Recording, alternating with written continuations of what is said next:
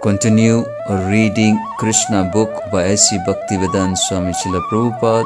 Krishna book, The Prayers Offered by Lord Brahma to Lord Krishna, Chapter 14. Brahma said, My dear Lord, you are the only worshipable Supreme Lord, the Personality of Godhead. Therefore, I am offering my humble obeisances and prayers just to please you. Your bodily features are the color of clouds filled with water. You are glittering with a silver electric aura emanating from your yellow garments. Let me offer my respectful repeated obeisances unto the son of Maharaj Nanda, who is standing before me with conch shell earring and a peacock feather on his head. His face is beautiful. He is wearing a helmet and is garlanded by forest flowers, and he stands with a morsel of food in his hand. He is decorated with a cane, a buffalo horn, a bugle, and a flute. He stands before me with small lotus feet. My dear Lord, people may say that I am the master of all Vedic knowledge and I am supposed to be the creator of this universe, but it has been proved now that I cannot understand you, who are present before me just like a child. You are playing with your boyfriends and calves, which might imply that you do not even have sufficient education. You are appearing just like a village boy carrying your food in your hand and searching for your calves, and yet there is no much difference between your body and mine that I cannot estimate the potency of your body. As I have already stated in the Brahma Samhita, your body is not material. In the Brahma Samhita, it is stated that the body of the Lord is all spiritual. There is no difference between the Lord's body and his self. Each limb of his body can perform the actions of the others. The Lord can see with his hands. He can hear with his eyes. He can accept offerings with his legs, and he can create with his mouth. Brahma continued, Your appearance as a cowherd child is for the benefit of the devotees, and although I have committed an offense at your lotus feet by stealing away your boys and calves, I can understand that you have bestowed your mercy upon me. This shows your transcendental quality of being very affectionate toward your devotees. But in spite of your great affection for me, I cannot estimate the potency of your bodily activities. It is to be understood that when I, Lord Brahma, the Supreme Personality of this universe, cannot estimate the childlike body of the Supreme Personality of Godhead, then what to speak of others? And if I cannot estimate the spiritual potency of your childlike body, then what can I understand about your transcendental pastimes? Therefore, as it is said in the Bhagavad Gita, anyone who can understand a little of the transcendental pastimes, appearance and disappearance of the Supreme of the Lord becomes immediately eligible to enter into the kingdom of God after quitting the material body. This statement is confirmed in the Vedas, where it is stated, simply by understanding the Supreme Personality of Godhead, one can overcome the chain of repeated birth and death. I therefore recommend that people should not try to understand you by their speculative knowledge. The best process for understanding you is to submissively give up the speculative process and try to hear about you, either from yourself, as you have given statements in the Bhagavad Gita and many similar Vedic literatures, or from a realized devotee who has taken shelter at your lotus feet. One has to hear from a devotee without speculation. One does not even need to change his worldly position. He simply has to hear your message. Although you are not understandable by the material senses, simply by hearing about you, one can gradually conquer the niche signs of misunderstanding. By your own grace only, you become revealed to a devotee. You are unconquerable by any other means. Speculative knowledge without any trace of devotional service is simply a useless waste of time in the search for you. Devotional service is so important that even a little attempt can raise one to the highest perfectional platform. One should not therefore neglect this auspicious process of devotional service and take to the speculative method. By the speculative method, one may gain partial knowledge of your cosmic manifestation, but it is not possible to understand you, the origin of everything. The attempt of persons who are interested only in the speculative knowledge is simply wasted labor. Like the labor of a person who attempts to gain something by beating an empty husk of rice paddy, A little quantity of paddy can be husked by the grinding wheel, and one can gain some grains of rice. But if the skin of the paddy has already been beaten by the grinding wheel, there is no further gain in beating even a huge quantity of the husk. It is simply useless labor. My dear Lord, there are many instances in the history of human society where a person, after failing to achieve the transcendental platform, engage himself in devotional service with his body, minds, and words, and thus attain the highest perfectional state of entering into your abode. The processes of understanding you by speculation or mystic meditation are all useless without devotional service. One should therefore engage himself in devotional service even in his worldly activities, and one should always keep himself near you by the process of hearing and chanting your transcendental glories. Simply by being attached to hearing and chanting your glories, one can attain the highest perfectional stage of entering into your kingdom. If a person therefore always keeps in touch with you by hearing and chanting your glories and offers the results of his work for your satisfaction only, he very easily and very happily attains entrance into your supreme abode. You are realizable by persons who have cleansed their hearts of all contamination. This cleansing of the heart is made possible by chanting and hearing the glories of your Lordship. The Lord is all-pervading. It is stated by Lord Krishna in the Bhagavad Gita, everything is sustained by me, but at the same time I am not in everything. Since the Lord is all-pervading, there is nothing existing without His knowledge. The all-pervasive nature of the Supreme Personality of Godhead can never be within the limited knowledge of living entity. Therefore, a person who has attained steadiness in the mind by fixing the mind on the lotus feet of the Lord is able to understand the Supreme Lord to some extent. It is the business of the mind to wander over varied subject matter for sense gratification. Therefore, only a person who always engages the senses in the service of the Lord can control the mind and be fixed at the lotus feet of the Lord. This concentration of the mind upon the lotus feet of the Lord is called samadhi. Until one reaches the stage of samadhi or trance, he cannot understand the nature of the Supreme Personality of Godhead. Therefore, there may be some philosophers or scientists who can study the cosmic nature from atom to atom. They may be so advanced that they can count the atomic composition of the cosmic atmosphere, all the planets and stars in the sky, or even the shining molecular particles of the sun or of the stars and other luminaries in the sky, but it is not possible to count the qualities of the Supreme Personality of Godhead.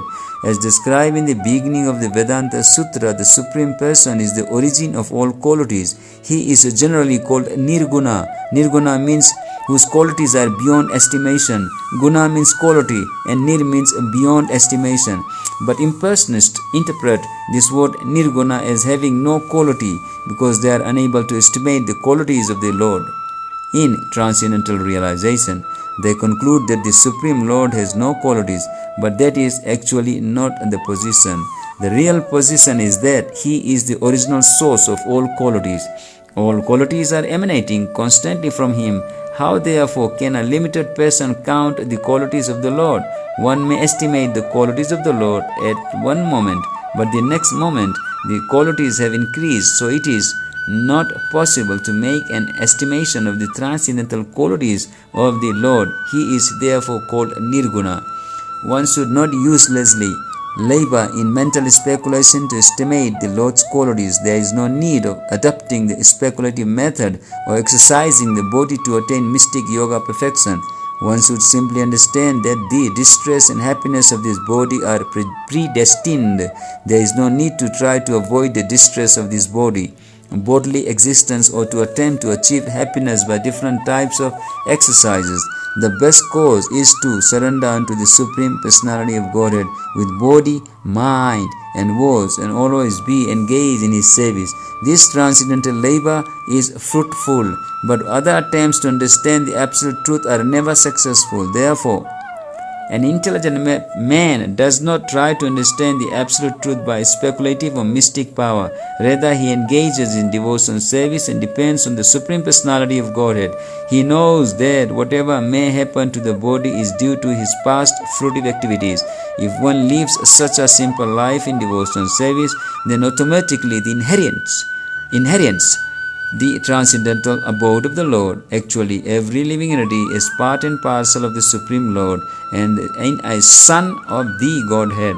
Each has the nature right to inherit and share the transcendental pleasures of the Lord, but due to the contact of matter, conditioned living entities have been practically disinherited. If one adopts the simple method of engaging himself in devotional service, automatically he becomes eligible to be freed from material contamination and elevated to the transcendental position of associating with the Supreme Lord. Lord Brahma presented himself to Lord Krishna as the most presumptuous living creature because he wanted to examine the wonder of his personal power. He stole the boys and calves of the Lord in order to see how the Lord would recover them. Now Lord Brahma admitted that his attempt was most presumptuous, for he was attempting to test his energy before the person of original energy. Coming to his senses, Lord Brahma saw that although he was a very powerful living creature in the estimation of all other living creatures within this material world, his power was nothing in comparison with the power and energy of the Supreme Personality of Godhead. The scientists of the material world have invented wonders such as atomic weapons, and when tested in a city or some insignificant place on this planet, such powerful weapons create such so-called havoc. But if the atomic weapons are tested on the sun, what is their significance? They are insignificant there. Similarly, Brahma's stealing of the calves and the boys from Sri Krishna may be a wonderful display of a mystic power, but when Sri Krishna exhibited his expansive power in so many calves and boys and maintained them without effort, Brahma could understand that his own power was insignificant. Brahma addressed Lord Krishna as Achyuta because the Lord is never forgetful of a little service rendered by his devotee. He is so kind and affectionate toward his devotees that a little service by them is accepted by him as a great deal. Brahma has certainly rendered much service to the Lord. As the Supreme Personality in charge of this particular universe, he is without a doubt a faithful servant of Krishna. Therefore, he could appease Krishna. He asked that the Lord understand him as a subordinate servant whose little mistake and impudence might be excused. He admitted that he was puffed up by his powerful position as Lord Brahma, because he is the qualitative incarnation of the mode of passion within this material world. This was natural for him, and therefore he committed the mistake. But Lord Brahma hoped that since he was, after all, Lord Krishna's subordinate, the Lord would kindly take compassion upon him and excuse him for his gross mistake. Lord Brahma realized his actual position. He is certainly the supreme teacher of this universe, in charge of this production of material nature, consisting of the complete material energy, false ego, sky, air, fire, water, and earth. Such a universe may be gigantic, but it can be measured, just as we measure our body as 7 spans. Generally, everyone's personal bodily measurement is calculated to be 7 spans of his hand. This particular universe may appear as a very gigantic body, but it is nothing but the measurement of 7 spans for Lord Brahma. Aside from this universe, there is unlimited other universes which are outside the jurisdictions of this particular Lord Brahma.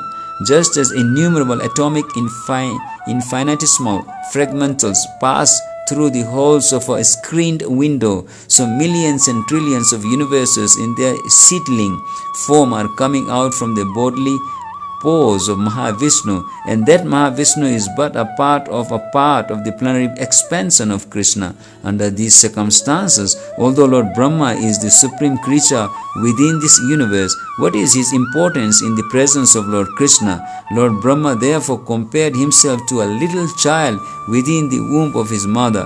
If the child within the womb plays with his hands and legs, and while playing touches the body of the mother, is the mother offended with the child? Of course she isn't. Similarly, Lord Brahma may be a very great personality, and yet not only Brahma but everything that be is existing within the womb of the Supreme Personality of Godhead. The Lord's energy is all pervading. There is no place in the creation where it is not acting. Since everything is existing within the energy of the Lord, the Brahma of this universe and the Brahmas of the many other millions and trillions of universes are existing. Therefore, the Lord is considered to be the mother, and everything existing within the womb of the mother is considered to be the child. And the good mother is never offended with the child, even if he touches the body of the mother by kicking his legs. Lord Brahma then said that this birth was from the lotus flower which blossomed from the navel of Narayana after the dissolution of the three worlds or three planetary systems known as Bhurloka, Bhuvarloka and Swargaloka. The universe is divided into three divisions, namely Swarga, Martya and Patala. These three planetary systems are merged into water at the time of dissolution.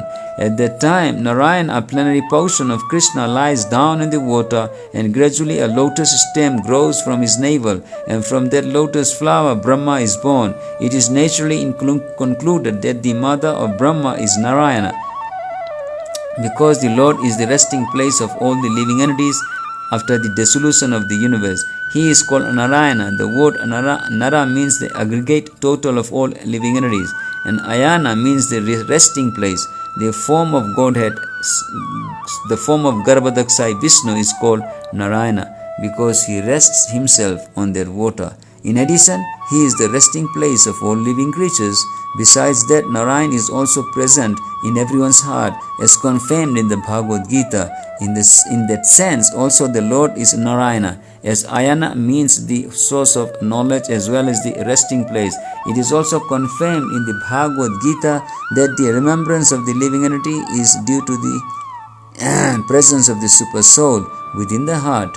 After changing the body, a living creature forgets everything of his past life, but because Narayan, the Super Soul, is present within his heart, he is reminded by him to act according to his past desire. Lord Brahma wanted to prove that Krishna is the original Narayan, that he is the source of Narayan, and that Narayan is not an exhibition of the external energy, Maya, but is an expansion of spiritual energy. The activities of the external energy or Maya are exhibited after the creation of this cosmic energy of Narayan was acting before the creation. So the expanse of Narayana from Narayan to Karanodakshai Vishnu, from Karanodakshai Vishnu to Garbhodakshai Vishnu, from Garbhodakshai Vishnu to Shirodakshai Vishnu, and from Shirodakshai Vishnu to everyone's heart are actually Krishna's expansions, manifestations of his spiritual energy. They are not conducted by the material energy. Therefore, they are not temporary. Anything conducted by the material energy is temporary, but everything executed by the spiritual energy is eternal. Lord Brahma reconfirmed his statement establishing Krishna as the original Narayana. He said that the Lord's gigantic universal form is resting on the water known as Garbhodak. He spoke as follows: this gigantic universal form is another manifestation of your energy. On account of his resting on the water, this universal form is also Narayana, and we are all within the womb of this Narayan form. I see your different Narayana forms everywhere. I can see you are on the water, I can feel you within my heart, and I can also see you before me now. You are the original Narayan. My dear Lord, in this incarnation you have proved that you are the supreme controller of Maya. You remain within the cosmic manifestation, and yet the whole creation is within you. This fact has already been proved by you when you exhibited the whole universal creation within your mouth before your mother, Yasoda. By your inconceivable potency of Yog Maya, you can effect such things without external help. My dear Lord Krishna, the whole cosmic manifestation that we are visualizing at present is all within your body. Yet I am seeing you outside and you are also seeing me outside. How can such things happen without being influenced by your inconceivable energy? Lord Brahma is stressed herein that without accepting the inconceivable energy of the Supreme Personality of Godhead, one cannot explain things as they are. He continued, My dear Lord, leaving aside all other things and just considering today's happenings, what I have seen are they not at all due to your inconceivable energies. First of all, I saw you alone. Thereafter, you expanded yourself as your cowhead boyfriend, the calves, and the whole existence of Vrindavan. Then I saw you and all the boys and calves as four-headed Vishnus, and they were being worshipped by all elements and all demigods, including myself again. They were all wound up, and you remained alone as you were before. Does this not mean that you are the Supreme Lord Narayana, the origin of everything? That everything emanates from you and again enters into you, leaving you the same as before. Persons who are unaware of your inconceivable energy cannot understand that you alone expand yourself as the Creator, Brahma, the maintainer Vishnu, and the inhalator Shiva. Persons who are not in awareness of these things, awareness of things as they are, contemplate that I, Brahma, am the creator, Vishnu is the maintainer, and Lord Shiva is the inhalator. Actually, you alone are everything, creator, maintainer, and inhalator. Similarly, you expand yourself in different incarnations among the demigods. You incarnate as Vamanadev among the great sages. You incarnate as Parshuram among the human beings. You appear as yourself, Lord Krishna, or as Lord Rama. Among the animals, you appear as the boar incarnation, and among the aquatics, you appear as the fish incarnation. And yet, you have no appearance or disappearance. You are always eternal. Your appearance and disappearance are made possible by your inconceivable energy, just to give protection to the faithful devotees and to inhalate the faithless demons, O my Lord, O all-pervading Supreme Personality of Godhead, O Super Soul, controller of all mystic powers. No one can appreciate your transcendental pastimes as they are exhibited within three walls. No one can estimate how you have expanded your Yog Maya and your incarnations, and how you act by your transcendental energy. My dear Lord, this whole cosmic manifestation is just like a flashing dream, and its temporary existence simply disturbs the mind. As a result, we are full of anxiety in this existence. To live within this material world means simply to suffer and to be full of all miseries, and yet this temporary existence of the material world appears to be pleasing and dear on account of its having evolved from your body, which is eternal and full of bliss and knowledge. Hare Krishna. Continue reading half of the chapter in next video.